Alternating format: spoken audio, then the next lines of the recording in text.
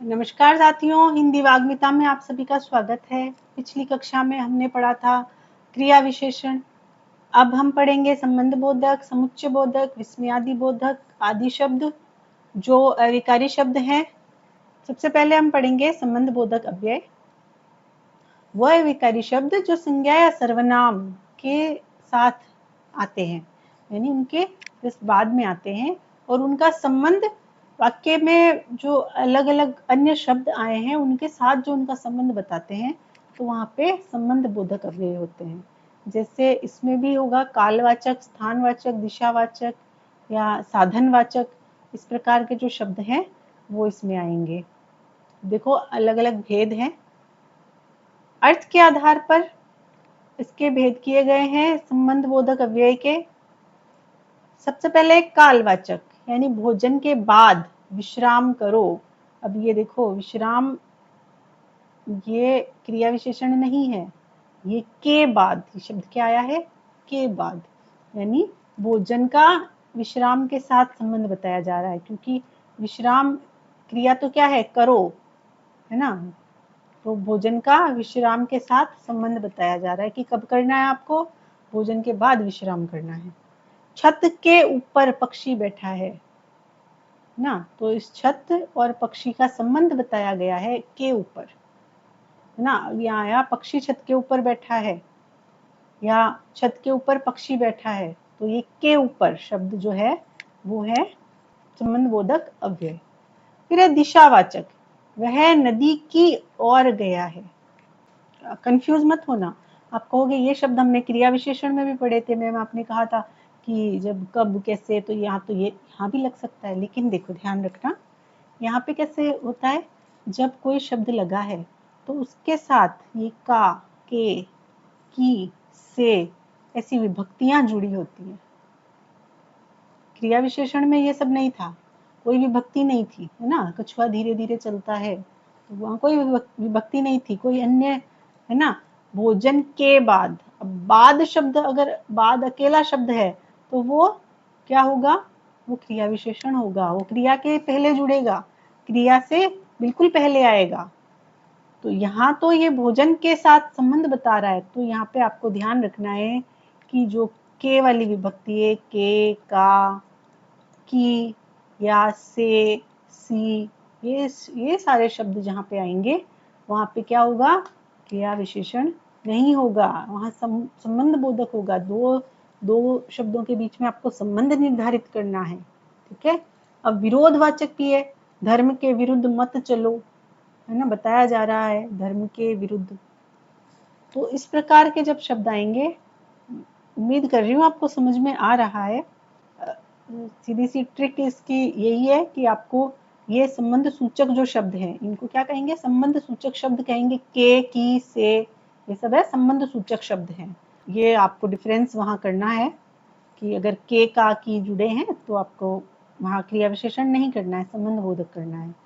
फिर है समुच्चय बोधक। समुच्चय बोधक ऐसे शब्द होते हैं जो दो शब्दों को, दो वाक्यों को या वाक्यांशों को, वाक्यांश क्या होते हैं, वाक्यों के टुकड़े, वाक्यों के अंश, तो दो शब्दों को या दो वाक्यों को, वाक्यांशों को आपस में जोड़ते हैं, समान रूप से जब जोड़ते हैं तो वो समुच्चय बोधक अव्यय होते हैं। जैसे राम और श्याम, तो इस वाक्य में राम और श्याम का दोनों का समान प्रभाव है, समान स्थिति है, आप इनको श्याम और राम भी कह सकते हैं, ठीक है। मेहनत करो ताकि फल सफल हो सको, तो ये जो ताकि शब्द है ये क्या कर रहा है, मेहनत करो और सफल हो सको, दो वाक्यांश है, इनको आपस में जोड़ रहा है।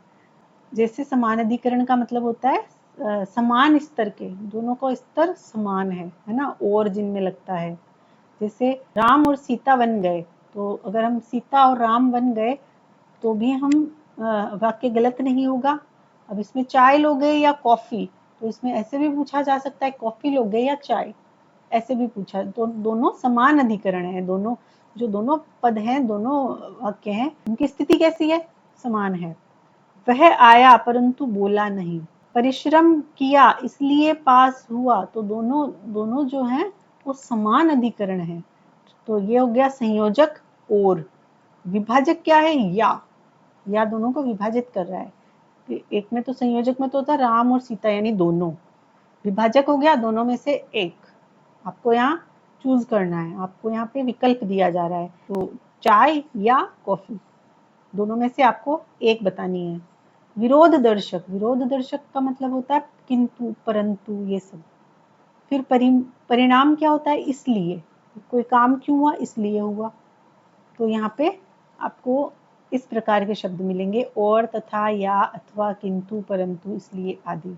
तो ये और तथा तो हो गया संयोजक, या अथवा हो गया विभाजक, किंतु परंतु हो गया विरोध दर्शक, और इसलिए हो गया परिणामवाचक। फिर है व्याधिकरण समुच्चय बोधक। व्याधिकरण का मतलब क्या होता है, एक मुख्य उपवाक्य होता है और उसके साथ में आश्रित उपवाक्य जुड़े होते हैं। जब हम वाक्य पढ़ेंगे तो उपवाक्यों के बारे में हमें विस्तार से पढ़ना है। जैसे कारणवाचक, वह नहीं आया क्योंकि वह बीमार था। उद्देश्यवाचक, पढ़ो ताकि प्रथम आ सको। अब ये आपने वहां भी देखे थे, लेकिन आपको इतना डीप जाने की वैसे आवश्यकता है नहीं। आपको सिर्फ इतना ही पूछा जाएगा कि ये किस प्रकार का समुच्चय बोधक है। संकेतवाचक, यदि तुम आओगे तो मैं चलूंगा। अब हम ये पढ़ेंगे, कहाँ पढ़ेंगे, वाक्यों में पढ़ेंगे। हम 3 प्रकार के वाक्य जब हम पढ़ेंगे तो इन चीजों को विस्तार से पढ़ेंगे, तो आपको बहुत अच्छे से समझ में आ जाएगा।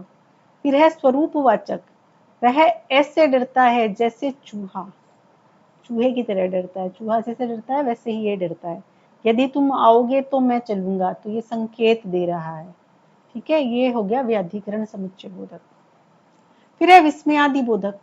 विस्मयादि बोधक का मतलब है आपके मन में कोई भाव उत्पन्न हो रहा है, बहुत तीव्र भाव उत्पन्न हो रहा है, और जिस शब्द से, जिस एक पर्टिकुलर शब्द से आप उसको एक्सप्रेस कर दे रहे हो, है ना। आपको बहुत ज्यादा बोलने की जरूरत नहीं है। आपका जो मन का भाव है, आपका अगर क्रोध है, आपकी ईर्ष्या है, या आपका आश्चर्य है, आपकी घृणा है ना, तो ये सारे किसी एक शब्द से प्रकट हो जा रहे हैं, तो वहां पे विस्मयादि बोधक अव्यय होगा। जैसे अरे यह क्या हो गया, ना, आप दुखी हो के कह अरे ये क्या हो गया, तो आपके मन का भाव है जो इस एक ही शब्द से प्रकट हो जाएगा। आप क्रोध में अगर कहोगे कि अरे क्या कर रहे हो, तो वो आपका अरे से वो आपका क्रोध प्रकट हो गया।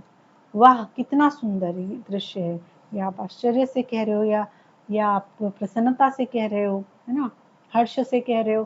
तो इस एक ही वाक्य से आपका जो मन का भाव है वो प्रकट हो गया। तो एक और इसका पहचान का तरीका है कि विस्मयादि बोधक यहाँ चिन्ह लगा होता है। फिर है निपात, कि जब आप कोई बात कहते हो और आपको अपनी बात को बल लगा के कहना है, तब आप निपातों का प्रयोग करते हो। जैसे राम ही यह काम करेगा। अब एक तो मैं कहूँ राम यह काम करेगा, तो राम कर रहा है, राम के अलावा और भी लोग कर रहे होंगे, तो ही जब मैं शब्द बोलूंगी तो उस वाक्य का प्रभाव अलग हो जाएगा, है ना।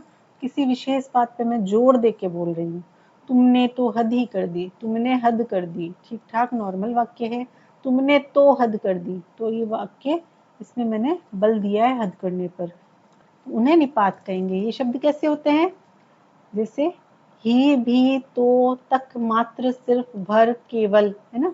तो ये जो सारे शब्द हैं वो निपात हैं। ये भी अविकारी होते हैं, इनमें बदलाव नहीं होता है। ये आपके विकारी और अविकारी शब्द आज समाप्त होते हैं। अगली कक्षाओं में हम संधि समास की तरफ चलेंगे। अगर आपको किसी टॉपिक पे चर्चा करनी है तो आप मुझे कमेंट में बता सकते हैं, और अगर आपको ये कक्षाएं अच्छी लग रही है तो आप लाइक कीजिए, और अगर आप नए हैं तो आप चैनल को सब्सक्राइब जरूर कीजिए। ऐसी ही कक्षाएं और आती रहेंगी। आपका रीट का अगर पेपर बहुत जल्दी आने वाला है तो आप अभी से तैयारी करना शुरू करो। बहुत बहुत धन्यवाद आपका हिंदी वाग्मिता से जुड़ने के लिए।